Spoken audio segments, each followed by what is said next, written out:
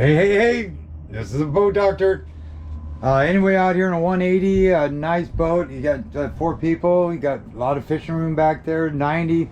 Actually, I think it's a little quicker out of the hole than the 115 on this boat. Just hits the rev limiter. If you got one person in here, the time you put another person in gas is going to be perfect. It's a 13 by 15 pitch prop, I believe, on there. I could be wrong. Could be a 17, but I think it's 15. And the 9.9 runs really good.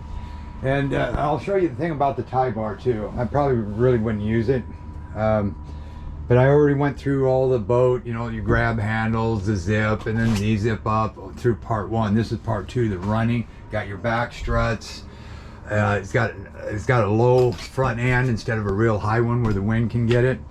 Everything seems to work fine on here except for the fuel gauge doesn't work. I'll show you that. I'll turn the key on. That doesn't budge. And I put in 18 gallons of non-ethanol. Of course, if this is like this, it won't start. You bring it back like that, it'll start. Okay, and then there's a little trick I'm going to show you. I'm going to put it in gear. Now, when you have the tie bar hooked up, which is right there, back to there, like this, I would only use that if both motors were down. I wouldn't leave it hooked up if you're just running that motor. You can do it, but it does make it harder to steer when that's hooked up. And always make sure when you're running this tiller handles all the way back, because it will end up hitting the side if you don't. So make sure that tiller handle's up. Make sure it's got good water flow. If it does, I would do a video, if it was me, on how it runs when you first get it, because you're going to forget. You're going to hear noises. You're going to think you've seen more of a water flow back there, because you know these are real quiet. And it's like a car. You get in a car and then a month later you hear a tick or something. What was that? I never did that before. That way, if you do a video, you can replay it and say, aha. And as well as I'm doing now, you can go back to this, and it's under Wide Marina, under our videos. Washdown works good. If that thing surges like that and it's off like this, that means that you probably got an air leak, and there's a seacock back here you can shut off. Got swivel seats. Okay, now when you're going, just a heads up, right here, steers good to the right, a little harder to the left, trim it up a little bit. There, steers just as easy. And it should go in a straight line if you take your hands off the steering wheel. So then you hit it here, it takes off good. So you're gonna line up. I'm gonna trim it all the way down.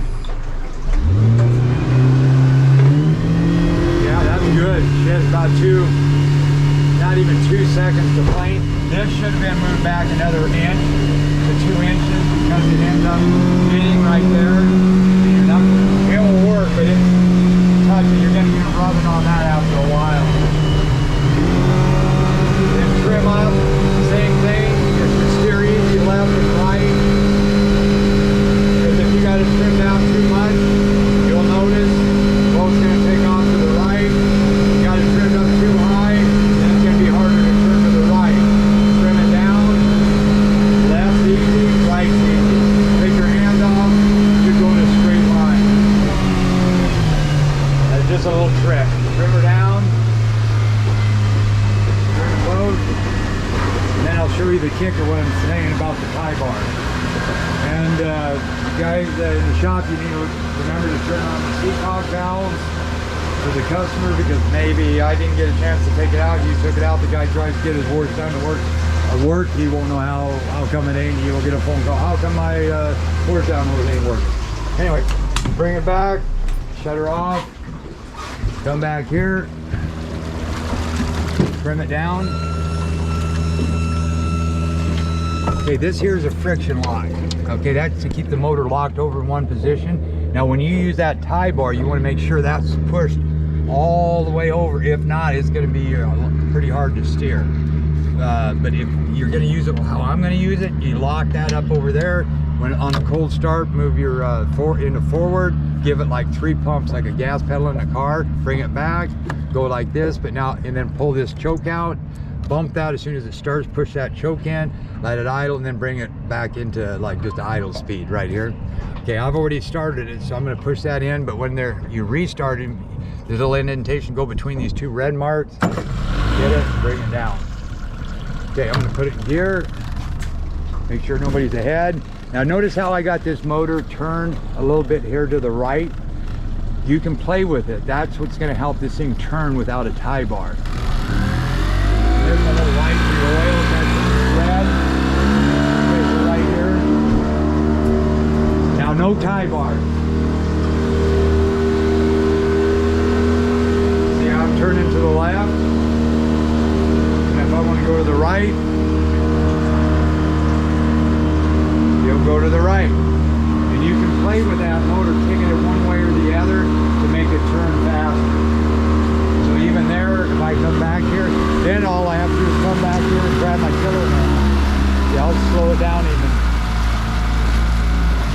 See how fast it's turning? Now if I want to help it a little bit, I just go like that, and it'll even turn sharper. So you really don't need that tie bar, because it really makes your other motor kind of steer a little hard. But if I thought you needed it, I'd say yeah, you need it. So then you just shut that off, you trim that up, kick that motor sideways, tip that tiller handle up, lock that friction handle's already locked, and you're good to go.